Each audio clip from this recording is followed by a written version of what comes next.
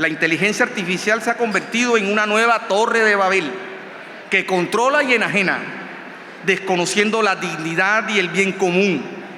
Esta referencia permite interpretar el momento político del país y el mundo, determinado por torres de Babel que excluyen y niegan al otro por pensar diferente. Recientemente, el Papa León XIV publicó su primera carta encíclica, Magnificat Humanitas, la que hace referencia a la custodia de la persona humana en el tiempo de la inteligencia artificial. Esta encíclica marca y reafirma el pensamiento de la Iglesia Católica centrado en la verdad, la difusión y defensa del mensaje cristiano en tiempos de turbulencia e incertidumbre. El Papa plantea que la magnífica humanidad, que es una creación de Dios, se encuentra hoy ante un dilema decisivo: levantar una nueva torre de Babel o edificar la ciudad donde Dios y la humanidad habiten juntos. En este orden, para el Papa León, cada generación hereda una historia diversa y plural, pero configura y define una forma a su propio tiempo. Esa forma es una contribución, un aporte en la maduración de la historia. Es decir, cada generación es responsable del presente que le corresponde vivir y asumir. La maduración de la historia es aprendizaje, memoria y conciencia que proteja, realice y dignifique la condición humana a través de la promoción de la justicia y la fraternidad entre los seres humanos. En palabras del filósofo Levinas, el otro puedo ser yo me reflejo en el rostro del otro. De acuerdo con lo anterior, el Papa centra gran parte de su mensaje en la reafirmación y defensa de la dignidad humana en estos tiempos de guerra, superioridad racial, acumulación de riqueza, destrucción del medio ambiente, injusticias y desigualdades sociales aberrantes. Es a través de la realización de la dignidad humana la forma como podemos madurar la historia. De no hacerlo, en palabras del Papa, damos paso a un mundo más inhumano e injusto y con ello el riesgo de que la humanidad pierda su rostro. En este contexto, el Papa León invita a asumir con lucidez y responsabilidad los retos de nuestro tiempo, adoptando normas capaces de salvaguardar la justicia y contener los efectos distorsionadores del poder tecnológico. Aunque el tema en cuestión no se limita a la regulación, sino a quien detenta ese poder tecnológico y qué fines lo orientan. Recordemos que en el pasado ese poder lo impulsaba y ostentaban los estados.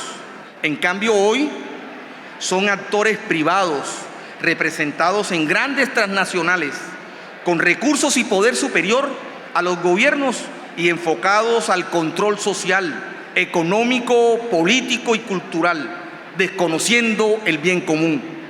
Por ello, la encíclica del Papa plantea la pregunta de cómo vivir con responsabilidad en la era de la inteligencia artificial. Para responder esta pregunta, bastante abierta a la interpretación, el Santo Padre hace referencia a dos imágenes bíblicas. Primero, la construcción de la Torre de Babel y segundo, la reconstrucción de los muros de Jerusalén. El relato de Babel se sitúa en los orígenes de la humanidad, inmediatamente después de la genealogía de los hijos de Noé.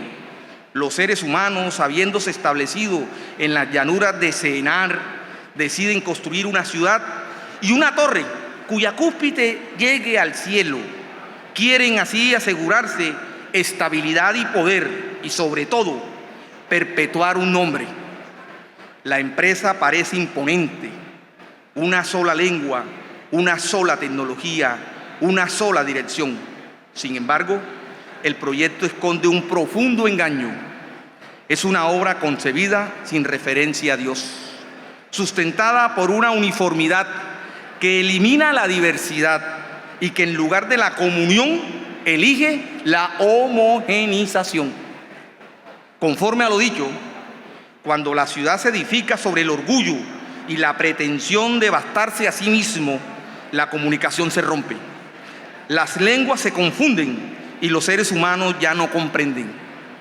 El resultado no es la unidad, sino la dispersión. Babel revela así el límite de toda construcción que, por grandiosa que sea, surge de la absolutización del humano y de su pretensión de autosuficiencia.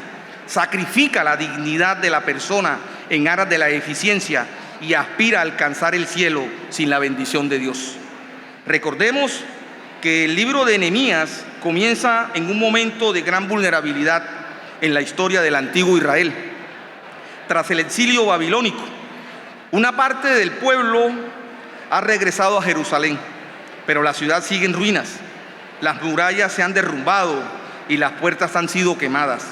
Nehemías, un judío al servicio del rey persa, recibe la noticia del desastroso estado en que quedó la ciudad de sus padres. Pide permiso al rey para regresar a Jerusalén y una vez allí examina en silencio los lugares destruidos. No impone soluciones desde lo alto, convoca a las familias, confía en cada uno un tramo de muralla para reconstruir, escucha los temores, coordina los esfuerzos y hace frente a las oposiciones. El relato muestra cómo la ciudad renace, no gracias a la iniciativa de una sola persona, sino a través de la responsabilidad compartida de todo el pueblo. Es una obra que tiene a Dios en el centro y reconstruye los vínculos, incluso antes que las piedras. En aquel tiempo, la antigua Jerusalén recupera así un lenguaje común, no el de la uniformidad, sino el de la comunión, la armonía que nace cuando cada uno asume su parte y todo el pueblo reconoce que su fuerza viene de Dios.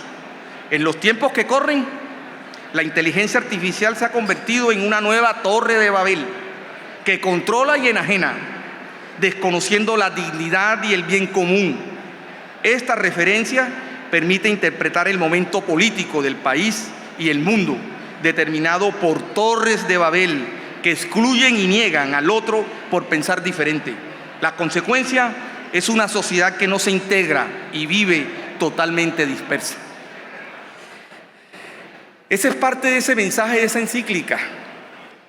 En un mundo como el de hoy, donde han resurgido las superioridades raciales, nuevas formas de torres de Babel que tratan de imponer un nuevo orden internacional, unos pocos que se consideran predeterminados a dirigir el mundo y controlarlo.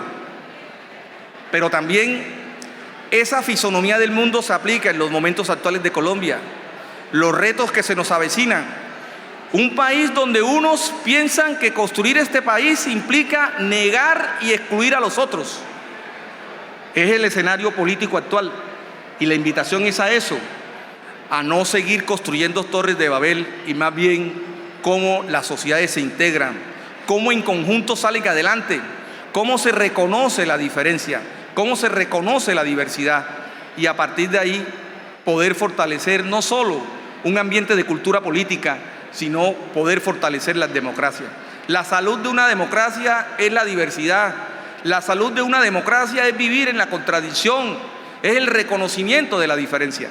Cuando eso se niega, la salud de una democracia desaparece y son formas de cómo mueren las democracias. Creo que el presente de Colombia nos invita a nosotros como universitarios, donde aflora el pensamiento, a poder tener una comprensión de este momento de la historia, una historia universal, pero una historia local que responde al presente de Colombia. Así que nos corresponde, y esto reafirma mucho más la función de ser educadores. Por eso hablaba desde el principio, la función de pensar, y un pensamiento que sea capaz de develar y entender las complejidades del presente, pero un pensamiento que sea capaz de delinear líneas de conducta que nos permitan avanzar hacia adelante. Y pensar significa eso, poder estar con el otro que es distinto a mí, que piensa diferente a mí. Así que quería compartir con ustedes parte de este documento, que es un documento hoy de obligatoria revisión y lectura en el mundo universitario. Nos corresponde tratar de interpelar y de preguntar y de interrogarnos a partir de estas reflexiones sabias que emanan de una institución milenaria como es la Iglesia Católica, y que a pesar de ser tan antigua, su vigencia es porque es capaz de entender los tiempos actuales, es capaz de pensar en los tiempos actuales, y nos invita a eso, a hacernos preguntas y poder establecer respuestas. Así que, profesores, con esta reflexión que quería compartir en este momento, en este escenario, en esta celebración del Día del Profesor, agradecer por el liderazgo de todos ustedes, por el esfuerzo que día a día hacemos para que esta institución continúe su marcha. Una marcha hoy fortalecida, una marcha hoy que tiene claros los objetivos, las metas que perseguimos. Una institución que se realiza, y eso tiene un soporte esencial y fundamental, y es el liderazgo y las capacidades de cada uno de ustedes, que todos los días tributan a la grandeza de esta institución. Los invito a eso, a que esta universidad no sea una torre de Babel. Invito, como dice el Papa León XIV, a que esta universidad sea un ejemplo de comunión, de integración, de solidaridad, siempre en la búsqueda de la justicia social, siempre en la búsqueda del bien común. Esa es la esencia que nos debe mover en estos tiempos de incertidumbre y complejidades. Así que felicidades, profesores, y disfrútense este momento.